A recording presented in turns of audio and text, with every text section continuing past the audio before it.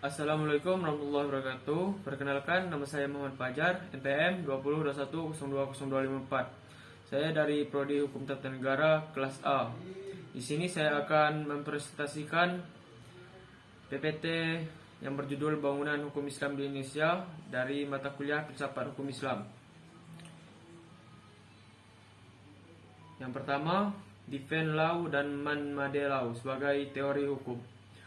Hukum Islam dikategorikan sebagai defend law karena aturan-aturan yang di dalamnya dibuat langsung oleh Tuhan untuk mengatur kehidupan manusia di dunia. Bila kita perhatikan, pengertian di atas betul-betul menempatkan hukum Islam sebagai entitas yang murni bersifat top-down dan melepaskan aspek-aspek historis sosiologisnya. Sebagaimana yang dapat kita pahami pula dari kutipan di bawah ini, konsep hukum menurut usul fiqh pada dasarnya terletak di atas pandangan bahwa hukum itu bersifat keagamaan. Sejak periode paling awal sejarah Islam, hukum telah dipandang sebagai keluar dan merupakan bagian dari syariah.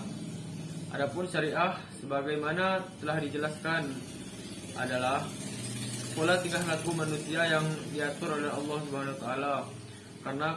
Karena konsep hukum seperti itu sejalan dengan pandangan bahwa hukum itu harus bersumber langsung atau tidak langsung dari wahyu Tuhan, yaitu Al-Quran, dan penjelasan dari Nabi Muhammad SAW yang disebut sunnah. Bila dikutip di atas terkait dengan politik, maka itulah yang disebut dengan nomokrasi negara Islam. Sifat nomokrasi negara Islam menunjukkan kepercayaan terhadap supremasi hukum suci yang menjadi sumber otoritas pemerintahan. Peraturan suci seperti secara inherent memiliki karakter supranatural dan luar biasa atau supranatural and extraordinary karakter. Ikatan-ikatan penyatuan antara agama dan negara dan supremasi hukum suci berasal dari kehendak Tuhan secara bersama-sama menegaskan kembali kewajiban tiap hambanya untuk taat kepadanya. Menurut Kaduri, warga negara Islam adalah hamba Allah dan hukum-hukumnya adalah hukum suci karena ia berasal dari Allah Subhanahu wa taala. Tidak diterapkan oleh manusia. Hukum suci seperti itu adalah pasti benar dan manusia hanya bisa mematuhi karena Allah Subhanahu wa taala lebih mengetahui dari otoritas maupun terhadap kebutuhan hambanya. Dalam mentaati hukum, manusia menyadari akan tujuan agamanya. Karena hukum dalam Islam memiliki karakter sebagai sebuah kewajiban religius pada waktu yang sama. Ia juga memberikan dukungan politik bagi agama Islam. Pada kenyataannya, hukum Islam merupakan perintah Tuhan dan karena bersifat mengikat sebagai sebuah cita-cita agama yang berbeda dengan hukum buatan manusia atau man made law dan dianggap sebagai fenomena sosial yang tunduk pada kebutuhan manusia dan nilai-nilai. Karena alasan itulah, hukum dan pandangan pemikir-pemikir muslim pada kenyataan bukanlah termasuk kajian yang independen dan empiris.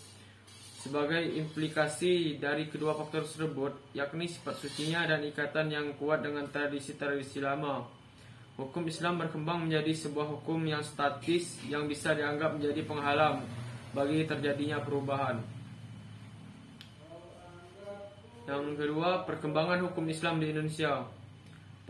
Pada bagian ini kita akan mendiskusikan relasi epistemoni hukum Islam Indonesia yang membangun hukum Islam di Indonesia dengan membangun nasional. Namun sebelum kita lebih jauh membahas persoalan tersebut, lebih dahulu sebaiknya mengetahui apa yang dimaksud dengan hukum nasional. Mengapa kita membutuhkan hukum nasional dan bagaimana cara kita mewujudkan hukum nasional tersebut. Melalui penjelasan terhadap aspek-aspek inilah kita akan mengetahui relasi epistemologi hukum Islam dengan bangunan hukum nasional. Yang tiga, pembangunan hukum di Indonesia.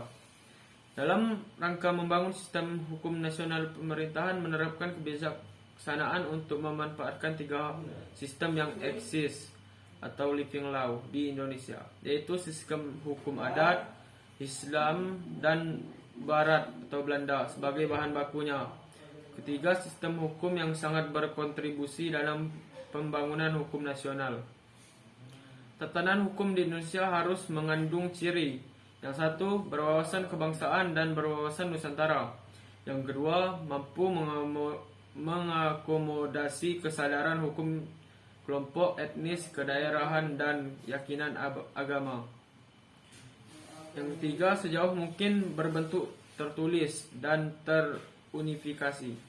Yang keempat, bersifat rasional yang mencakup rasionalitas efisiensi, rasionalitas kewajaran, dan rasional kaidah dan nilai.